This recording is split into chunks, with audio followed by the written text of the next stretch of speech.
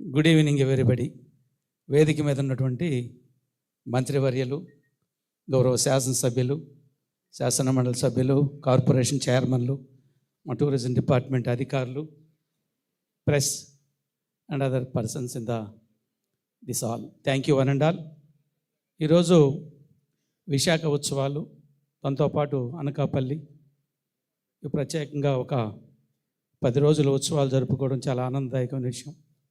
గౌరవ ముఖ్యమంత్రి చంద్రబాబు నాయుడు గారు ఈ రాష్ట్రాన్ని దేశంలోని ఒక టూరిజం డెస్టినేషన్గా తయారు చేయడానికి, ప్రజలకు కావలసినటువంటి ఆహ్లాదకరమైన పరిస్థితులు కల్పించడానికి, వివిధ ప్రాంతాల ప్రజల మధ్య ఉండేటువంటి సంస్కృతి సంబంధాలని ఒకరికొకరు తెలుసుకొని మంచి కల్చర్ని పెంపొందించుకోవటం, స్నేహ బాంధవ్యాలను పెంపొందించుకోవటం, ప్రాంతాల నుంచి ఒక ప్రాంతం నుంచి ఒక ప్రాంతం వచ్చే ప్రజల యొక్క అలవాట్లు తెలుసుకోవటం, ఒక మంచి చక్కటి సాంప్రదాయక సంస్కృతి అలవాట్లు చేసుకోవటం, ఇవన్నిటినీ ఆంధ్ర రాష్ట్ర ప్రజలకు తెలియజేయాలి.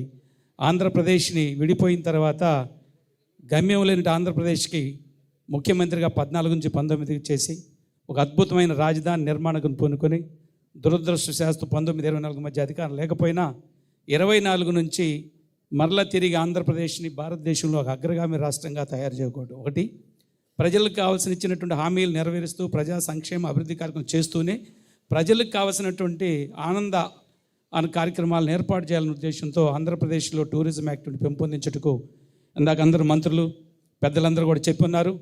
ఇటీవల విజయవాడలో జరిగినటువంటి ఆవకాయ కార్యక్రమం కానీ, ఫ్లెమింగో ఫెస్టివల్ కానీ, అదేవిధంగా ఈ ప్రత్యేకించి ఆంధ్రప్రదేశ్లోనే ఈ టూరిజం యాక్టివిటీస్ బ్రహ్మాండంగా బాగా ఉండేది విశాఖ, అరకు ఈ ప్రాంతాల్లో.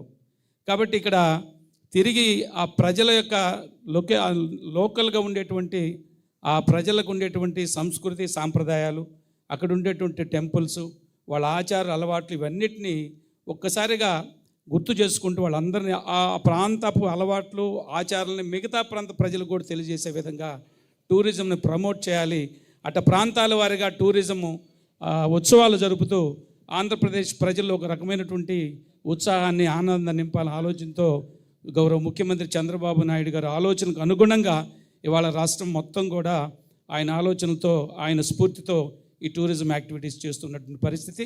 భవిష్యత్తులో కూడా ఆంధ్రప్రదేశ్ ఇలా టూరిజం అభివృద్ధి చేసుకుంటూ దేశంలోని ఒక అగ్రగామి రాష్ట్రంగా అభివృద్ధిలో కావచ్చు, సంస్కృతి సంప్రదాయాల్లో కావచ్చు, ఇలాంటి టూరిజం యాక్టివిటీస్లో కావచ్చు, ఆంధ్రప్రదేశ్ని ముందుకు తీసుకెళ్లే క్రమంలో ఇలాంటి కార్యక్రమాలు జరుగుతున్నాయి. ఈ కార్యక్రమాలను విజయవంతం చేయాలని, ఈ కార్యక్రమం అందరూ సమన్వయం చేసుకుని ఎవరికి వారుగా నాకేం పట్టిందని కాకుండా అందరూ కలిసికట్టుగా ఎక్కడైనా చిన్న చిన్న కమ్యూనికేషన్ గ్యాప్ ఉన్నా కూడా దాన్ని గ్యాప్గా తీసుకోకుండా ఎవరి పాటికి వాళ్ళు, ఏదైతే బాబు గారు ఈరోజు కూడా చూడండి, ఆయన ఎక్కడో ఇతర దేశాల్లో ఈ యొక్క ఇన్వెస్ట్మెంట్స్ కోసం పనిచేస్తున్న క్రమం, ఈ వయసులో కూడా నిత్యం అభివృద్ధి కోసం రాష్ట్రాన్ని ముందుకు తీసుకెళ్ళాలి.